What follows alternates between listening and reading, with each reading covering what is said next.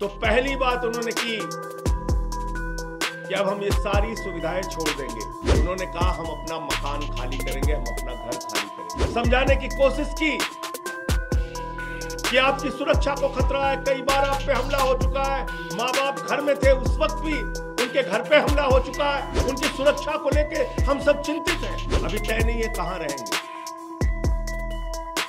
लेकिन आप सबके प्यार से, आशीर्वाद से कोई ना कोई ठिकाना तय होगा। दिल्ली के मुख्यमंत्री पद से इस्तीफा देने के बाद से अरविंद केजरीवाल ने सीएम हाउस छोड़ने का ऐलान कर दिया है। पितृपक्ष के खत्म होने के बाद नवरात्रि में वह मुख्यमंत्री आवाज छोड़ देंगे। केजरीवाल के इस बयान के बाद से आप ने सांसद संजय सिंह की प्रतिक्रिया भी सामने आई है और उन्होंने पूर्व मुख्यमंत्री अरविंद केजरीवाल की सुरक्षा को लेकर के चिंता जाहिर की है। उन्होंने कहा कि अरविंद केजरीवाल एक हफ्ते के अंदर अपना घर खाली करेंगे, उनकी सुरक्षा पर सवाल है। एक नहीं कई बार उन पर हमले हुए हैं, इसलिए हमने उनसे कहा कि आपकी सुरक्षा को खतरा है। उनके बूढ़े माँ बाप हैं, पत्नी है, बच्चे हैं, उनकी सुरक्षा को लेकर हम सभी चिंतित हैं। सुनिए संजय सिंह ने अरविंद केजरीवाल की सुरक्षा को लेकर के और क्या कुछ कहा। मुख्यमंत्री के तौर पे बहुत सारी सुविधाएं किसी भी व्यक्ति को मिलती हैं। अरविंद केजरीवाल को भी वो सुविधाएं मिली हैं। कल जब उन्होंने इस्तीफा दिया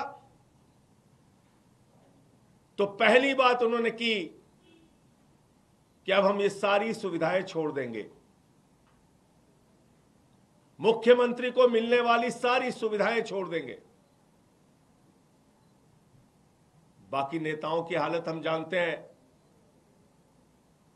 अगर कभी किसी पद पे पहुंच गए, कोई सुविधा मिल गई तो उसको नहीं छोड़ने के लिए सालों साल लड़ाई लड़ते हैं, घर से मकान से चिपके रहते हैं।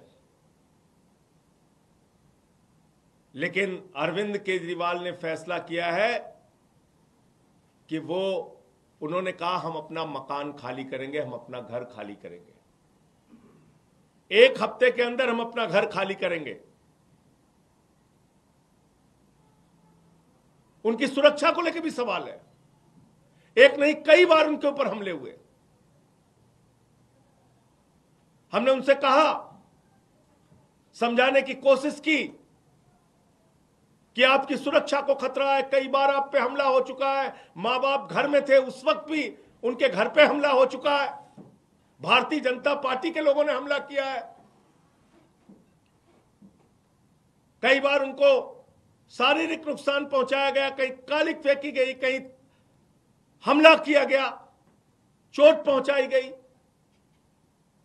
ये सारा कुछ हुआ अरविंद केजरीवाल के साथ। उनके बूढ़े मां बाप हैं, उनकी पत्नी है, उनके बच्चे हैं, उनकी सुरक्षा को लेके हम सब चिंतित हैं। हमने समझाने की कोशिश की कि ये घर सिर्फ मुख्यमंत्री के तौर पे ही नहीं बल्कि आपकी सुरक्षा की दृष्टि से भी जरूरी है। लेकिन उन्होंने तय किया कि हमारी रक्षा भगवान करेगा, ईश्वर करेगा।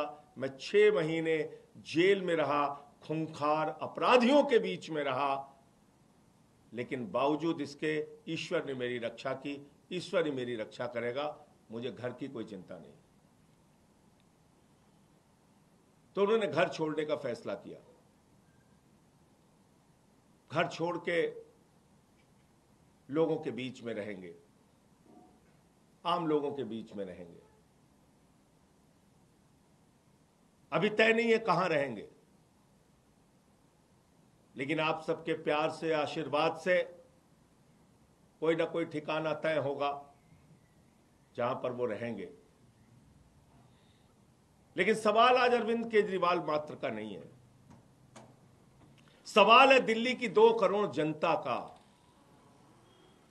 अरविंद केजरीवाल के साथ तो जो बीजेपी वाले कर रहे हैं वो आप देख रहे हैं, खुली आंखों से देख रहे हैं।